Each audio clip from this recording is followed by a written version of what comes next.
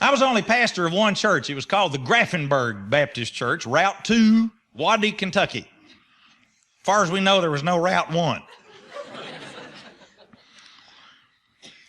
Grafenberg was a wonderful church, and I went out there to be pastor the third year of my seminary experience at Southern Baptist Seminary in Louisville.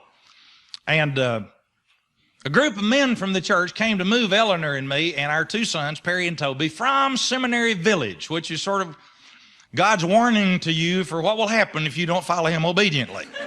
You may live in parsonages like this the rest of your ministry.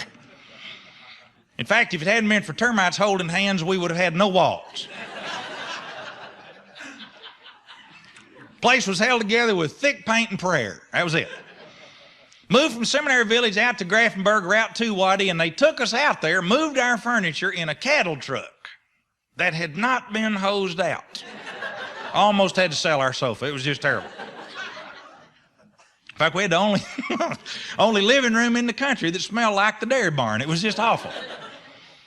Well, anyway, they were moving us into the parsonage, and the men were out toting furniture and hauling boxes and moving lamps and all this, and I'm just right in there with them working. About 15 of us had all gathered together to move the preacher and his family into the little parsonage at Grafenberg. It was kind of a old makeshift looking place. They built it during the Depression for $450 with used lumber.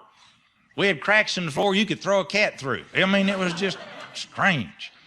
But we're moving us into the parsonage. Had a senior deacon in the church named Clark Dawson. Clark was a former auctioneer that weighed about 345 in his prime. Had to retire a number of years before because he'd been gored by a bull in the auction ring or something. And so he had retired, and he had a walking cane, and he would stand and share with you, give instructions to you, give his opinions on things, and Clark had one on everything.